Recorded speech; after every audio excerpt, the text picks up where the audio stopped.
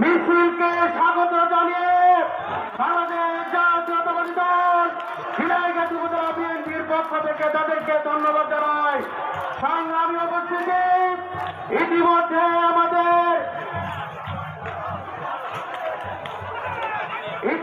আমাদের বিভিন্ন ইউনিয়ন থেকে সত্য অভিযুক্ত আহ্বায়ক কমিটির অন্যতম নেতা ঝিনাইগাতি উপজেলা বিএনপির সত্য অভিযুক্ত আহ্বায়ক কমিটির যুগ্ম আহ্বায়ক মানিকগঞ্জা ইউনিয়ন বিএনপির সংগ্রামী সভাপতি জনাব লুৎফর রহমান ভাইয়ের নেতৃত্বে এবং সাধারণ সম্পাদক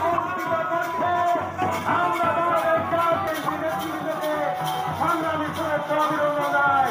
সংগ্রামী উপস্থিতি, যে সমস্ত ভাইয়েরা কোনো রাস্তা দুবারে অটোরিক্সা রেখেছেন তাদেরকে বড়জোর অনুরোধ করছি, আপনাদের সেই অটোরিক্সাগুলো রাস্তা দুটার থেকে সরিয়ে নেওয়ার জন্য বিশেষভাবে অনুরোধ করছি।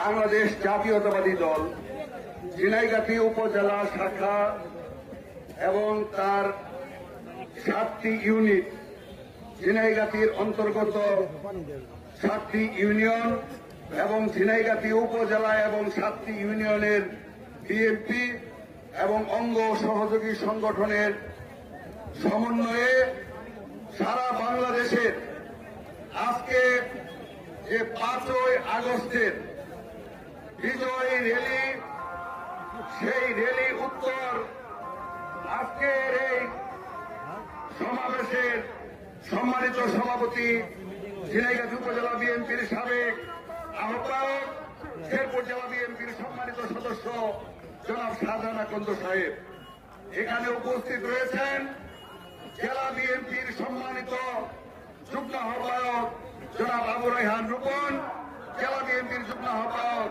কামরুল হাসান, উপস্থিত রয়েছেন শেরপুর জেলার কৃষক দলের সংগ্রামী সাধারণ সম্পাদক ইঞ্জিনিয়ার রঞ্জু, উপস্থিত রয়েছেন শেরপুর জেলা ছাত্র দলের সাবেক সভাপতি শওকত হোসেন, উপস্থিত শেরপুর জেলা ছাত্র দলের সাংগঠনিক সম্পাদক সহ ঝিনাইগাতি উপজেলার সম্মানিত সাবেক যুগ্ম আহ্বায়ক বৃন্দ, উপস্থিত ঝিনাইগাতি উপজেলার 7টি ইউনিয়ন এবং সেই ইউনিয়নের অন্তর্গত 9টি ওয়ার্ড বিএনপি এবং ঝিনাইগাতি উপজেলার অঙ্গ সহযোগী সংগঠন এবং তার ইউনিটের 7টি ইউনিয়নের অঙ্গ সহযোগী সংগঠনের সম্মানিত নেতৃবৃন্দ, সকলকে আমার সংগ্রামী সালাম, আসসালামু আলাইকুম। সংগ্রামী সাথী বন্ধুগণ, আপনারা দীর্ঘক্ষণ পায়ে হেঁটে আজকের এই বিজয়ী র্যালি কষ্ট করে সম্পন্ন করেছেন এবং আজকের এই র্যালি 7টি ইউনিয়ন থেকে ঝিনাইগাতি সদরে, ঝিনাইগাতি বাজারে কষ্ট করে সকলে এসেছেন। সেই জন্য আমার ব্যক্তিগত পক্ষ থেকে, দলের পক্ষ থেকে জানাই আন্তরিক অভিনন্দন এবং ধন্যবাদ। সংগ্রামী সাথী বন্ধুরা, আজকে এই 5ই আগস্ট এই বিজয় র্যালি কি উদ্দেশ্যে আমরা করছি সেই সম্পর্কে দু একটি কথা বলা প্রয়োজন। সংগ্রামী নেতৃবৃন্দ, সম্মানিত ঝিনাইগাতিবাসী, আপনাদের সকলেরই স্মরণ আছে এই বাংলাদেশের ইতিহাসে, বাংলাদেশের স্বাধীন হওয়ার পরে এই ফ্যাসিস্ট শেখ হাসিনা সরকার জগদ্দল পাথরের মতো বিনা ভোটে আমাদের কাঁধের উপর গত 15.5 বছর রাজত্ব করেছে। ভাইয়ের আমার, শেখ হাসিনা এমন একটি সরকার ছিল, এই উপমহাদেশের এরকম ফ্যাসিবাদী সরকার, এরকম স্বৈর শাসক, এরকম একনায়কতন্ত্র কায়েমকারী শাসক, জনগণের বিচ্ছিন্ন এরকম সরকার এই উপমহাদেশে আর একটিও খুঁজে পাবেন না। প্রিয় ভাইরা, সেই স্বৈরাচারী শেখ হাসিনার পতন হয়েছিল গত বছরের 5ই আগস্টে। সেই 5ই আগস্ট আজকে 1 বছর পূর্তি আমরা উদযাপন করছি। প্রিয় ভাইয়েরা আমার, প্রিয় ভাইয়েরা আমার, আজকের এই দিনে আমি প্রথমেই শ্রদ্ধার সঙ্গে স্মরণ করতে চাই আমাদের শেরপুরের কৃতি সন্তান মাহবুব, সবুজ এবং ঝিনাইগাতির সন্তান ছাত্রদলের নেতা সৌরভ সহ আরো 14 জন, মোট 14 জন ছাত্র জনতা এই শেরপুর জেলায় এই স্বৈরাচারী শেখ হাসিনার আন্দোলন সংগ্রামে জুলাই এবং আগস্টে তারা নিজের জীবন দিয়ে বাংলাদেশটাকে স্বৈরাচার মুক্ত করে গেছেন।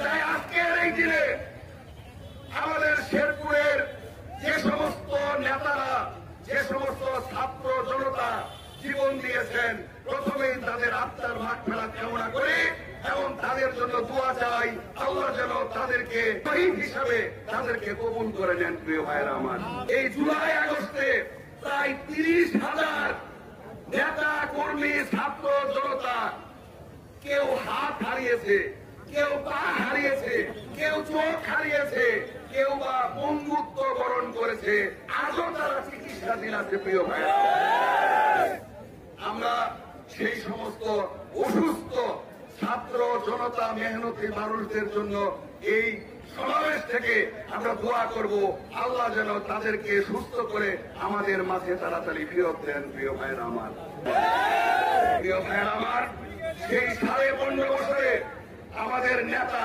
জনাব তারেক রহমান সাহেব এই বাংলাদেশ জাতীয়তাবাদী দল সহ সমস্ত বিরোধী দলকে ঐক্যবদ্ধ রেখে সেই বিদেশে থেকে বাংলাদেশের মানুষের সঙ্গে বাংলাদেশের নেতৃত্বকে ঐক্যবদ্ধ রেখে বাংলাদেশের নেতা কর্মীদের সাহস যুগিয়ে খোঁজখবর রেখে আন্দোলনের ভিত্তি স্থাপন করেছিলেন তারেক রহমান সাহেব।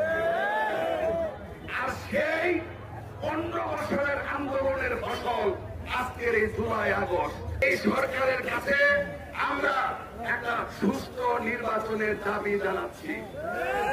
এর কারণ আজকের যে ভেঙে যাওয়া প্রশাসন, আজকে ভেঙে যাওয়া অর্থনীতি, আজকের যে ব্যাংকের অবস্থা, আজকে দেশের যে অবস্থা, এই সমস্ত কিছু পরিপূর্ণভাবে ঠিক করতে হলে নির্বাচিত সরকার ছাড়া, জনগণের ম্যান্ডেটের সরকার ছাড়া এই দেশের পরিপূর্ণভাবে ঠিক করা সম্ভব না।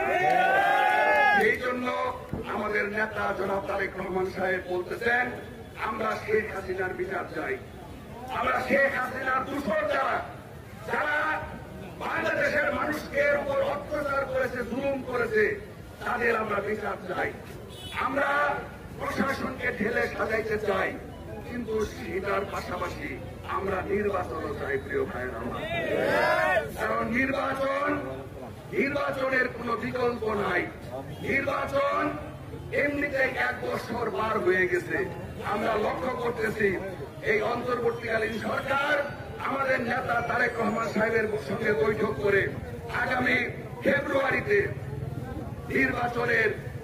ফেব্রুয়ারির মধ্যে নির্বাচনের যেন হয়, সেই জন্য আলোচনা সাপেক্ষে তারা ফেব্রুয়ারি মাস নির্ধারণ করেছে। প্রিয় ভাইয়েরা আমার, আজকে অন্তর্বর্তীকালীন সরকারের প্রধান ইউনূস সাহেবের জাতির উদ্দেশ্যে বক্তব্য দেওয়ার কথা বিকাল 5টায়। হয়তোবা বক্তব্য শেষ হয়েছে অথবা বক্তব্য চলতেছে। আমরা এই অন্তর্বর্তীকালীন সরকারের কাছে দাবি করি, সুষ্ঠু নির্বাচন দিন। জনগণ দীর্ঘদিন পরে ভোট দেওয়ার সুযোগ পাবে। এই ভোটটা জনগণ যেন তার মনমতো প্রার্থীকে, মনমতো দলকে তারা যেন ভোট দিতে পারে। কারণ নির্বাচিত সরকারের, রাজনৈতিক সরকারের কোন বিকল্প নাই। যত ভালো সরকারি হোক না কেন, অরাজনৈতিক সরকার বা অন্তর্বর্তীকালীন সরকারের মাধ্যমে বিদেশি কোন ফান্ড, বিদেশি কোন টাকা, বিদেশি কোন সহযোগিতা রাজনৈতিক সরকার ছাড়া পরিপূর্ণভাবে কোন দেশ পায় না। প্রিয় ভাইয়েরা, সেই জন্য আমরা চাই অতি দ্রুত প্রশাসন, নির্বাচন কমিশন যতটুকু পারা যায় সম্পূর্ণভাবে নিরপেক্ষ অবস্থান তৈরি করে দ্রুত নির্বাচনের ব্যবস্থা করুন এবং রাজনৈতিক সরকারকে ক্ষমতায় নিয়ে আসেন। যে দল ক্ষমতায় আসবে, আমরা বিশ্বাস করি আগামীতে তার মাধ্যমে এই বাংলাদেশের যে ছেলে মেয়েরা, বাংলাদেশের মানুষরা জীবন দিয়ে শহীদ হয়ে যে স্বপ্ন দেখেছিল বাংলাদেশকে উন্নতির শিখরে নেওয়ার, বাংলাদেশের গণতন্ত্র ফিরাইয়া দেওয়ার, বাংলাদেশের মানুষের কথা বলার অধিকার দেওয়ার, এই শহীদদের আত্মা, তাদের বক্তব্য যে বৈষম্যমূলক সমাজ ব্যবস্থা ভাঙার, এই যে বৈষম্যমূলক ছাত্ররা যে আন্দোলন শুরু করে শেখ হাসিনার পতন ঘটাইছিল, আমার বিশ্বাস যে নির্বাচনের মাধ্যমে জনগণের সরকার প্রতিষ্ঠিত হইলে দ্রুততম সময়ের মধ্যে সেই শহীদদের আত্মা শান্তি পাবে এবং তাদের যে ইচ্ছা, তাদের যে আশা, তাদের যে আকাঙ্ক্ষা, সেই আকাঙ্ক্ষা ইনশাল্লাহ পূরণ হবে। প্রিয় ভাইরা, আমরা যে কথাটি বলতে চাই, আমরা গত 15.5 বছর নির্যাতিত ছিলাম যারা বিএনপি করি।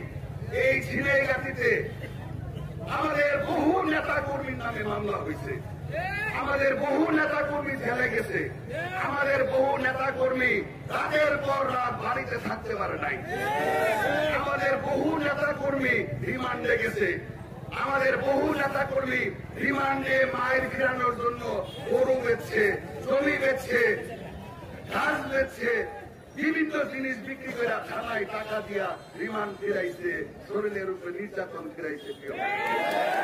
সুতরাং আজকে আমরা আপনাদেরকে অনুরোধ করতে চাই, আমরা যেমন নির্যাতিত ছিলাম, সেই নির্যাতনে যেভাবে জনগণ আমাদের ভালোবাসছিল, জনগণ যেভাবে সমর্থন দিছিল, জনগণ যেভাবে আমাদের জন্য দীর্ঘশ্বাস পেয়েছে, জনগণ যেভাবে আমাদের জন্য দোয়া করছে আওয়ামী লীগের সময়, আমরা যেন বর্তমানে এমন কোন কর্মকাণ্ড না করি যার জন্য জনগণ আমাদের কাছ থেকে মুখ ফেরাই নেয়।